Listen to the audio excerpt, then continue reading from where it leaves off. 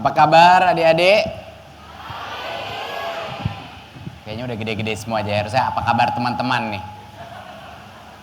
Gimana tadi? Ada yang lihat nggak di YouTube? Saya menginterview Elon Musk tadi.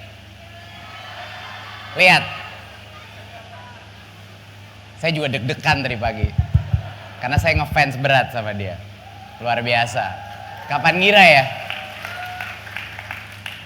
Wakil milenial lah saya gitu, bisa menginterview Elon Musk. Itu kayaknya hari bangga banget buat Indonesia.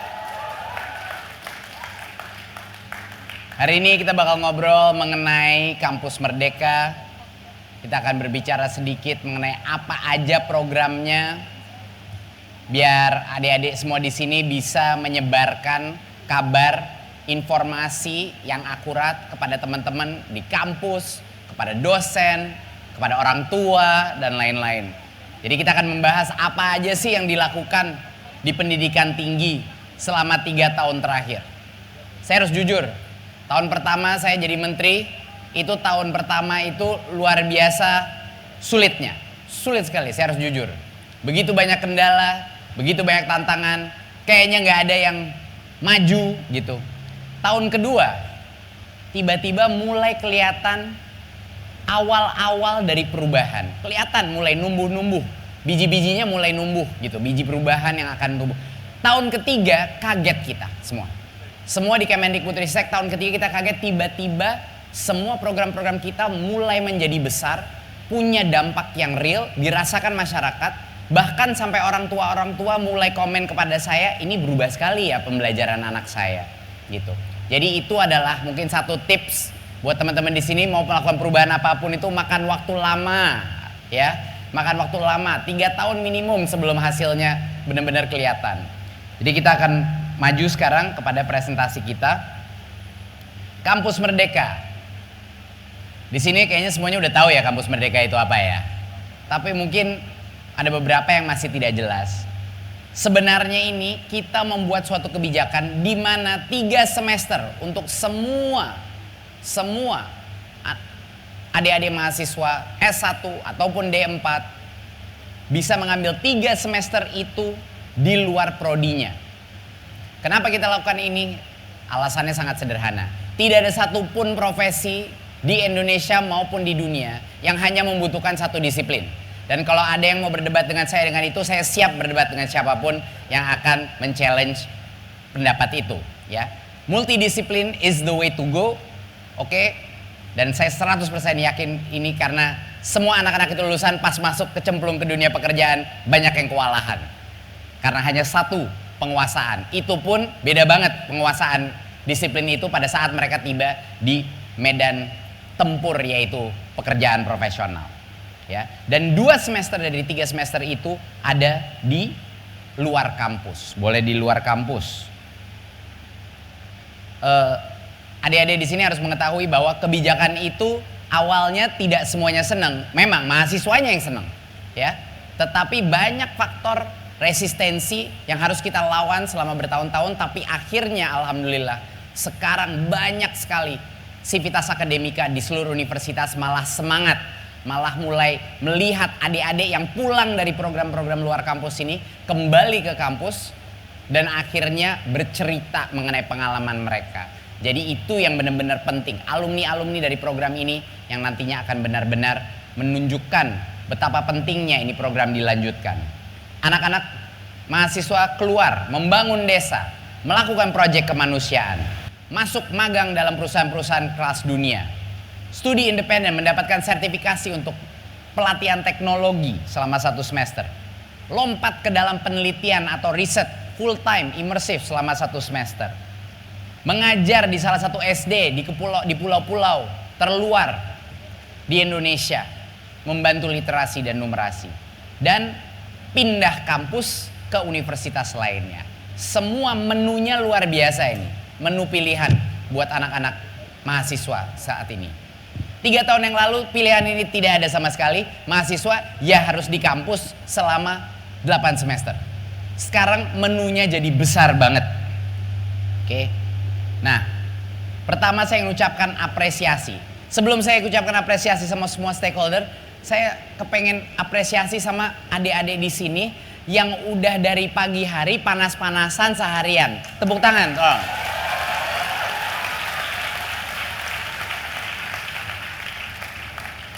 Saya aja sesi cuman bagian pagi tadi depan Elon Musk mungkin nggak kelihatan, tapi keringet saya di mana-mana itu udah. Ya, jadi salut kepada adik-adik yang tabah seharian di dalam panas seperti ini, luar biasa.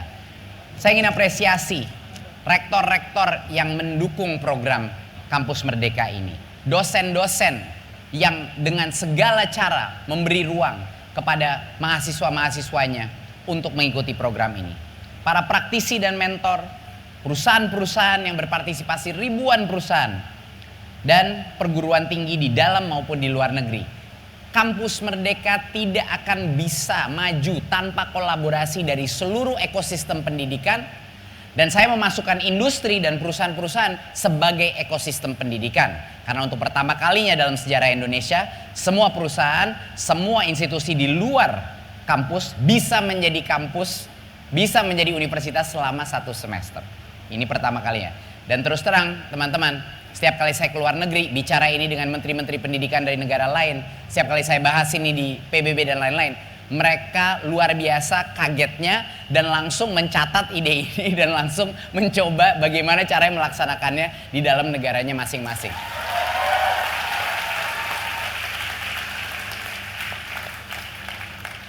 Capek nggak sih Indonesia tuh selalu mengejar ketertinggalan, iya nggak sih? Selalu ceritanya Indonesia tuh mengejar ketertinggalan. Untuk pertama kalinya Indonesia yang jadi inovator di bidang pendidikan tinggi. Kita sekarang dari program yang dilaksanakan oleh kementerian, ya, yang dibiayai, disubsidi oleh kementerian, sekarang total sudah hampir 180.000 mahasiswa dari seluruh Indonesia sudah mengikuti program 1 semester di luar kampusnya. Bayangkan, 180.000. Tapi yang banyak orang tidak mengetahui adalah selama ini universitas-universitas secara mandiri tidak diam saja. Universitas-universitas yang punya jiwa kewirausahaan, jiwa entrepreneurial, bukan buat bisnis tapi jiwa entrepreneurial dalam akademik, telah membuat program-programnya sendiri secara mandiri tanpa dengan bantuan minimal dari kementerian. Saya ingin tolong tepuk tangan untuk semua universitas-universitas ini yang sekarang sudah mengirim 250.000 mahasiswanya mengikuti berbagai macam program di luar kampus. Ini luar biasa. Jadi totalnya ini angkanya sudah melebihi 400.000. Ini adalah angka yang fantastis, ya. Dan saya rasa ini akan menjadi generasi 1, generation 1 daripada anak-anak yang keluar lulus dari kampus dengan pengalaman yang begitu berbeda. Kita punya berbagai macam program flagship dari kementerian tentunya. Kalau teman-teman belum mengetahui ini, ada yang namanya MSIB, ada yang namanya ISMA, Kampus Mengajar, Pertukaran Mahasiswa Merdeka, Wirausaha Merdeka, dan Praktisi Mengajar. Wah, mana nih? Yang paling favorit yang mana nih? Wah, iya, ISMA laku berat. Terbangin luar negeri sih. Pasti tuh. Paling laku. Ya, ada berbagai macam program. Semuanya dengan pengalamannya yang unik, semuanya dengan punya dampak yang unik. Dampak kepada mahasiswa dan dampak kepada negeri. Ya, kita akan bahas nih satu persatu mana itu. Oke, ini yang paling beken dulu, program magang dan studi independen bersertifikat. Ini salah satu, ya boleh silakan.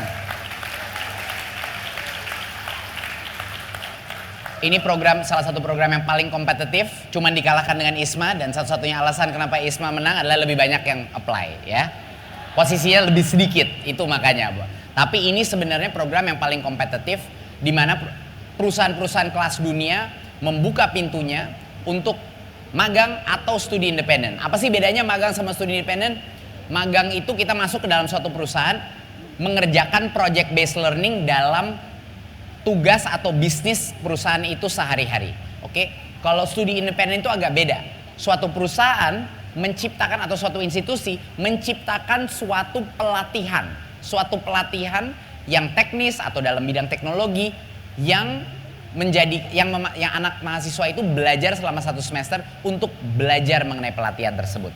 Dua-duanya bisa diselenggarakan oleh industri, cuman satu nyambung dengan core bisnisnya perusahaan itu, masuk dalam perusahaannya, yang satunya lagi perusahaan yang menyelenggarakan pendidikan selama 1 semester. Ujung-ujungnya seharusnya semuanya dapat 20 SKS, masih banyak sekali berbagai macam universitas yang masih belum memberikan 20 SKS, tapi itu yang lagi kita cecer satu persatu. Jadi teman-teman mahasiswa nggak perlu khawatir, itu akan kita selesaikan. Mayoritas harusnya dapat 20 SKS dan dapat sertifikasi. Jadi setiap mahasiswa yang mengikuti program ini akan pulang membawa sertifikasi kompetensi yang seumur hidupnya dia bisa pakai. Dia menguasai bidang tersebut. Bisa dipakai untuk job interview, untuk karir dan lain-lain. Ya, sejak MSIB ini diluncurkan, jumlah peserta MSIB ini bertambah 4 kali dari yang ditargetkan di tahun 2023. Di tahun 2023 kita akan ada 48.000 mahasiswa dan 200 plus lebih organisasi yang menjadi mitra. Saya tidak mau ada persepsi bahwa magang dan studi independen ini hanya untuk industri saja. Ini tidak benar. Ada berbagai macam kesempatan dalam dunia non-profit, ada berbagai macam kesempatan dalam pemerintahan dan lain-lain. Bahkan saya di DPR kemarin waktu lagi raker ada sekitar 20 anak, mereka sedang MBKM di dalam Komisi 10 DPR pada saat itu. Luar biasa katanya, mereka senang melihat action pack berbagai macam aktivitas di DPR. Ya, berikut. Nah, mengikuti program ini apa sih sebenarnya? Ini ada berbagai macam contoh-contoh. Ada program seperti Edu Farmers yang meningkatkan indeks performance rata-rata peternak, ya. Ada yang belajar tentang bagaimana transisi kepada renewable energy, program di Indonesia Power, ini program dari PLN. Ada program di Traveloka yang melatih soft skill, ya, melatih soft skill dan juga melatih bagaimana caranya bekerja dalam dunia teknologi, yaitu proses yang sangat berbeda dari industri lainnya. Ini pengalaman-pengalaman yang tidak akan pernah dilupakan, tapi lebih lagi dari itu adalah pengalaman yang akan menambah nilai daripada lulusan, ya, menambah nilai dari lulusan tersebut. ISMA, program yang paling laku. Silakan kalau mau tepuk tangan lagi ISMA. Angkat tangan kalau di sini ada yang alumni ISMA. Angkat tangan. Wow, banyak banget ya. Kali 10% nih dari ISMA ada di sini nih. Wow, oke. ISMA adalah salah satu program kita tersukses. Logikanya ISMA itu kita dulu bangun karena dulu itu LPDP. LPDP itu hanya mendanai full degree program ke luar negeri. Ya, ada beberapa masalah dengan itu. Nomor satu adalah super mahal untuk mendanai satu manusia untuk mendapat full degree program 3 tahun 4 tahun di Amerika atau di Eropa. Masalah kedua adalah sangat sulit untuk masuk dalam full degree program. Restriksi dan requirement untuk masuk dalam program-program full degree yang cukup baik untuk LPDP itu sangat tinggi barnya. Banyak anak-anak kita, mahasiswa kita ataupun lulusan-lulusan universitas kita yang belum tahu strateginya gimana untuk apply ke institusi-institusi terbaik. Jadi kita buat bagaimana sih caranya agar lebih banyak mahasiswa, lebih banyak anak-anak generasi muda kita bisa mengalami pengalaman belajar di luar negeri, lebih aksesibel, lebih demokratis. Keluarlah program namanya ISMA, di mana sekarang LPDP bisa mendanai 1 semester di luar negeri. Dan karena ini potensi perkembangannya menjadi jauh lebih besar, lebih aksesibel, lebih banyak anak-anak dari berbagai macam universitas bisa bergabung dalam program ini dan mengalami life changing experience di luar negeri. Gimana teman-teman yang udah balik, life changing apa enggak? How's your English now? Better? Good. It better be. Mahal ini programnya.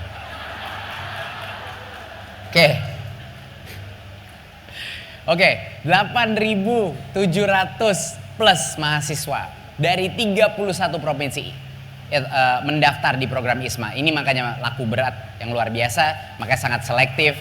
Jadi kalau Anda masuk dalam program ISMA, congratulations, it was not easy for you. Oke, jadi ini adalah suatu hal yang menjadi kebanggaan kita semua. Ini ada teman kita, salah satu alumni ISMA namanya Devina.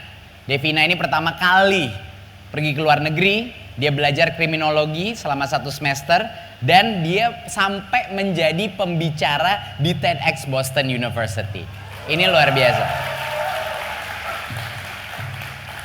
Ada banyak cerita sukses seperti Devina. Saya nggak ada waktu untuk menjelaskan semuanya, tapi banyak sekali contoh-contoh sukses story seperti itu. Kampus mengajar. Angkat tangan alumni kampus mengajar. Angkat tangan. Oh kecil, ya ampun. Yang Isma banyak, kampus mengajar kecil. Padahal jumlahnya jauh lebih besar tuh kampus mengajar. Bagi adik-adik yang mungkin tidak tahu, kita sudah mengirim 70.000 mahasiswa untuk 1 semester mengajar di SD-SD di daerah-daerah yang terluar, tertinggal, di SD-SD yang angka asesmen nasionalnya, literasi dan numerasinya rendah. Dan ini salah satu program yang paling inspiratif baik buat saya maupun juga buat mahasiswa. Saya mendengar banyak mahasiswa yang langsung berubah perspektif mereka mengenai Indonesia. Saya mendengar bahwa betapa kepuasan yang gak akan bisa direplikasi lagi. Kata salah satu mahasiswa yang bilang kepada saya, Mas Menteri, saya di situ berhasil membuat 3 anak yang buta huruf akhirnya bisa membaca. Jadi tolong, luar biasa. Kita mau magang di perusahaan paling keren di dunia pun perasaan rasa kepuasan itu mungkin gak sama kita berhasil punya dampak kepada anak kecil di daerah dan akan merubah hidupnya itu anak kecil selama-lamanya. Itu luar biasa. Jadi jangan dibandingkan. Ini ada nilainya tuh berbeda-beda semua program-program ini. Tergantung minat dan kemauan, passion kita masing-masing gitu. 15.000 mitra SD dan SMP, mayoritas SD tapi juga ada SMP. Mereka menjadi mitra guru, membangun rasa empati, luar biasa. Anak-anak ini gak pernah akan sama lagi setelah program ini. Ya, ini teman-teman kita di kampus mengajar, ada komennya bilang saya lebih berani melakukan sesuatu yang mendatangkan perubahan dan dampak besar. Saya harus kasih tahu, pada saat kita keluar dari zona nyaman kita, pada saat kita melakukan sesuatu yang benar-benar tidak akan pernah kita pikirkan sebelumnya, melihat daerah yang kita belum sempat melihat kondisi ekonomi yang begitu berbeda, melihat kondisi budaya yang begitu berbeda, itu selama-lamanya akan merubah perspektif kita mengenai apa peran kita di dalam negara kita. Jiwa sosial, ya, jiwa dan kebaktian sosial yang di dalam hati kita akan sulit terbangun kalau kita tidak melihat apa yang masih harus dibenerin di negara ini. Dan program ini adalah salah satu yang paling efektif membuat rasa bukan hanya rasa ingin tahu, tapi rasa jiwa sosial dari masing-masing anak muda kita. Nah, ini luar biasa. Saya sangat terharu waktu mendengar ini berita bahwa peserta program kampus mengajar tanpa dibantu sama sekali oleh kementerian, tanpa dibantu. Secara mereka inisiasi mereka sendiri, mereka setelah menyelesaikan masa tugasnya, mereka membuat inisiatif namanya Kampus Mengajar Kembali Mengabdi. Ya.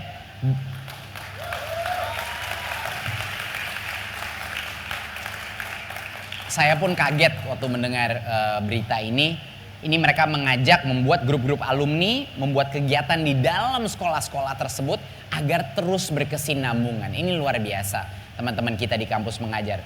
Mereka saking serunya pengalaman mereka terus ingin. Padahal udah balik kuliah lagi.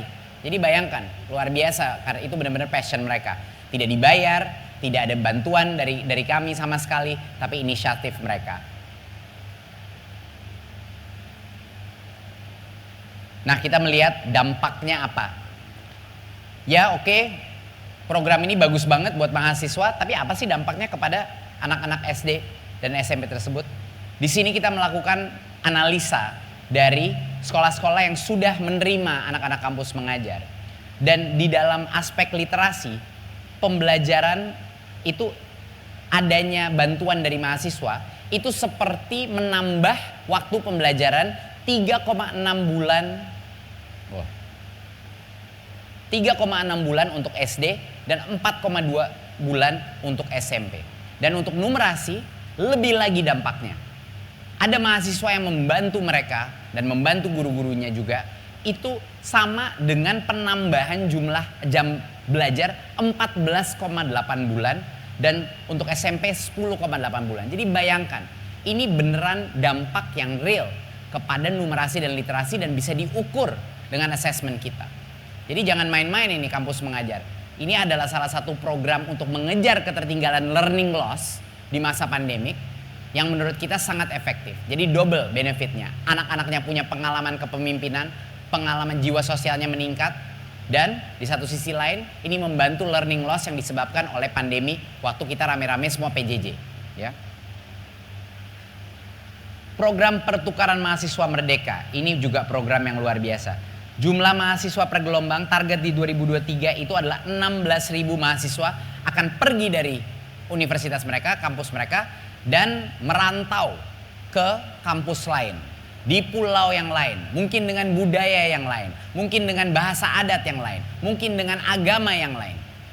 Dan ini adalah salah satu program yang menurut kami punya dampak sangat besar untuk meningkatkan rasa kebinekaan kita, untuk keluar dari zona nyaman kita. Pokoknya buat adik-adik, apapun pengalaman yang mengeluarkan kita dari zona nyaman kita, disitulah kita akan tumbuh sebagai manusia, sebagai profesional, sebagai pemimpin. Jangan pernah lupakan itu. Kalau adik-adik nyaman di tempat kalian sekarang, itu biasanya indikasi yang tidak begitu baik. Ya, harus terus tidak nyaman, apalagi waktu muda. Semakin kita tidak nyaman, semakin kita tertantang, disitulah baru kita tumbuh. Berikut. Nih contohnya. Ya, kebinekaan Indonesia adalah anugerah yang luar biasa patut kita syukuri. Ini dari Yokanang, ya, peserta PMM 2021 dari Solo. Dia berteman dengan mahasiswa dari seluruh Indonesia, punya teman-teman baru, meningkatkan rasa toleransi dan kebersamaan. Banyak anak-anak dari program ini yang program PMM ini yang pulang baru menyadari bahwa begitu besar keragaman dalam Indonesia. Sebelumnya mereka belum menyadari ini. Jadi ini adalah satu pengalaman exchange tapi di dalam negeri yang menurut saya bisa punya dampak yang luar biasa. Kita juga meluncurkan program Wirausaha Merdeka.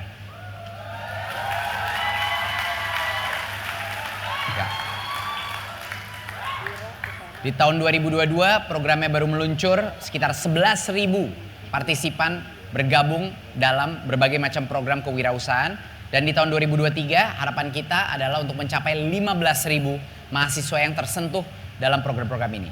Program ini disebarkan di 17 perguruan tinggi kita yang menurut kita punya program kewirausahaan yang terbaik di negara ini. Ada beda-beda, programnya nggak semuanya sama-sama, ada variasinya, ada yang lebih fokus kepada business competition, ada yang lebih fokus kepada pelatihan core skills daripada entrepreneurship dan lain-lain. Dan ini adalah satu hal, karena teman-teman kita harus realistis. Kita punya sekitar 2 juta lulusan tiap tahun dari universitas. Ya, kalau tidak ada 2 juta pekerjaan baru yang selalu tercipta setiap tahun, yang udah pasti tidak ada sebanyak itu, banyak sekali adik-adik akan harus bisa bekerja untuk diri sendirinya atau membuat suatu wirausaha untuk bisa mencari nafkah atau untuk bisa berkreasi. Jadi ini adalah satu skill set yang must have, bukan nice to have lagi. Kemampuan untuk berdiri di atas kaki sendiri adalah must have di dunia sekarang. Adik-adik, tolong jangan pernah lupakan itu. Ya. Dan akhirnya kita sekarang sudah banyak dosen dan mahasiswa yang keluar dari kampus, ratusan ribu. Tapi jangan lupa, ada juga satu arah lagi, kebalikannya. Kita juga mau membawa ribuan, bahkan puluhan ribu praktisi dari industri untuk datang ke kampus. Lahirlah program namanya Praktisi Mengajar. Oke, Praktisi Mengajar adalah program di mana kita membuka kesempatan untuk praktisi-praktisi yang sambil bekerja dia mengajar part-time, mendampingi dosen-dosen di perguruan tinggi untuk melaksanakan project based learning di dalam suatu mata kuliah yang sudah ada. Ini adalah salah satu program yang luar biasa lakunya dari sisi praktisinya. Ya, walaupun kita cuma menerima 5.300 akhirnya yang menjadi praktisi, itu yang apply mau tahu berapa? 20.000 praktisi mau mengambil waktunya yang berharga itu luar biasa untuk mengajar kepada adik-adik mahasiswa. Luar biasa. ya, kemauan bangsa kita untuk membantu mengedukasi generasi berikutnya. Praktisi ini mengajarkan ilmu pengalaman langsung, ya, dan ini bisa membantu perguruan tinggi mencapai indikator-indikator utama yang baik, dan mahasiswa tentunya mendapat pembelajaran yang real, yang relevan. Jadi apa yang dipelajari itu nyambung dengan apa yang dilakukan di dunia yang nyata. Pada saat ini pasti masih banyak adik-adik yang walaupun mempelajari suatu materi tetap tidak mengerti kenapa saya harus mempelajari ini, benar nggak? Iya kan? Kenapa saya harus mesti mempelajari ini? Relevansinya apa? Akan digunakan pada saat apa? Tadi pagi Elon Musk baru bilang, jangan jelasin toolsnya dulu, jelasin problemnya, lalu jelaskan toolsnya, biar toolsnya jelas kenapa itu bisa mengatasi problem tersebut. Tadi pagi tuh saya digurui sama Elon Musk, langsung catat. Dan ini ada berbagai macam orang-orang hebat yang menjadi praktisi, dari manajer-manajer, bahkan direksi-direksi dari berbagai macam perusahaan dan startup, engineer-engineer, dari unicorn dan lain-lain. Semuanya kepengen ngajar di perguruan tinggi, luar biasa. Dan sekarang kita lihat hasilnya. Oke, sekarang kita bicara mengenai dampaknya anak-anak yang masuk beberapa program kita. Apa dampaknya kepada mahasiswa pada saat mereka lulus? Oke, kita ini baru awal nih kita melakukan analisa, ya. Ini adalah data awal, ya. Bisa aja datanya nanti berubah ke depannya. Tapi dari data awal ini kita melihat bahwa pengalaman mengikuti berbagai macam program kita menurunkan secara pesat waktu untuk lulusan tersebut mendapat pekerjaan, ya. Dan itu di bawah tuh dijelaskan program apa aja dampaknya, ya. Kalau rata-rata nasional itu 4 bulan untuk dapat kerjaan, ya. Kalau mereka masuk dalam program PMM itu mereka turun ke 28, MSc B turun jadi 1,1 bulan, dan kalau ISMA, ya ISMA langsung dapat kerjaan. Itu kayak cepet banget tuh. Ya mungkin bias juga karena seleksinya sangat kompetitif, ya. Jadi memang yang terhebat-hebat itu yang akhirnya mendapat pekerjaan. Tetapi tetap saja dampaknya real. Sekarang kita lihat gaji lulusan. Lihat, jadi jangka waktu untuk dapat kerjaan turun, gaji naik. Oke, gaji naik. Kenapa gaji naik? Karena industri itu mengerti nilai dari kepemimpinan, mengerti nilai dari leadership experience, mengerti nilai dari project based experience, mengerti nilai dari anak yang udah diasah dalam dunia real di dalam industri. Mereka melihat itu di CV-nya anak-anak, mereka langsung merasa oke, paling tidak ini anak sudah pernah melalui suatu simulasi pekerjaan di dalam suatu institusi yang challenging, yang kelas dunia. Jadi luar biasa, ini dampaknya real, dampak ekonomi kepada mahasiswa kita real gitu. Berikut. Dan sekarang seperti yang saya bilang tadi, ini udah total diikuti lagi 420.000 mahasiswa yang sudah mengalami berbagai macam program ini. 400, saya pun kaget mendengar angka ini. 420.000, luar biasa, ya. Nah, ini adalah program Kampus Merdeka yang diselenggarakan mandiri. Tadi saya bilang yang 250.000 dilaksanakan universitas, ya. Dan rekognisi SKS-nya ada yang 10 SKS, ada yang 10 sampai 20 SKS, ada yang full 20 SKS. Jadi benar-benar setiap kepala prodi, setiap perguruan tinggi sekarang sudah tidak bisa mundur lagi, ya. Dulu kepala prodi semuanya pusing di tahun kedua. Karena sekarang gimana ini? Pembelajaran saya harus diturunkan menjadi 5 semester, ya. Tapi sekarang perguruan tinggi yang sudah melampaui kementerian dalam menghasilkan program-program secara mandiri. Itu apa artinya, teman-teman? Itu artinya adalah Kampus Merdeka udah bukan lagi jadi kebijakan, tapi sudah tumbuh menjadi gerakan. Itu. Saya selalu bilang gak ada gunanya kalau ini cuma jadi kebijakan. Tidak ada gunanya. Ini perlu didorong oleh kementerian awalnya untuk menunjukkan value-nya seperti apa. Setelah itu semua universitas, semua mahasiswa, semua dosen harus jemput bolanya. Oke, setuju? Oke, good. Ya. Ini adalah beberapa contoh yang dilaksanakan mandiri. Ini tidak dibantu oleh kementerian, ya. Ini dibuat oleh masing-masing perguruan tinggi. Ada One Village, One CEO yang dibuat ini IPB, ya. Ada program fasilitasi mahasiswa untuk kelompok marginal dan difabel. Ini luar biasa, 3.900 mahasiswa melakukan berbagai macam magang mandiri di situ. Pengembangan akademik mahasiswa mengajar di sekolah-sekolah, ya, ada berbagai macam format experiential learning yang dilakukan di luar kampus atau hybrid antara kampus dan itu. Kreativitas universitas kita akhirnya dilepaskan, di-unleash. Ya. Dan kami ingin mendorong lebih banyak lagi perguruan tinggi. Dan caranya sangat mudah untuk mendorong perguruan tinggi. Adik-adik semua di sini harus mendorong dosen-dosen adik-adik dan mendorong para pimpinan-pimpinan perguruan tinggi untuk menjadikan ini suatu dorongan internal dalam setiap perguruan tinggi. Target kita di tahun 2024 adalah untuk mencapai 1 juta mahasiswa aktif berkegiatan di luar kampus. Kalau kita berhasil mencapai target sebesar ini, saya yakin dalam waktu 5-10 tahun trajektori Indonesia, trajektori ekonomi Indonesia akan bergeser. Akan mulai bergeser ke arah yang lebih maju, biar akhirnya kita tidak lagi harus selalu mengejar ketertinggalan kita, dan akhirnya Indonesia direkognisi di panggung dunia sebagai economic superpower dengan talenta-talenta yang hebat, cerdas, dan berkarakter. Terima kasih. Wassalamualaikum warahmatullahi wabarakatuh.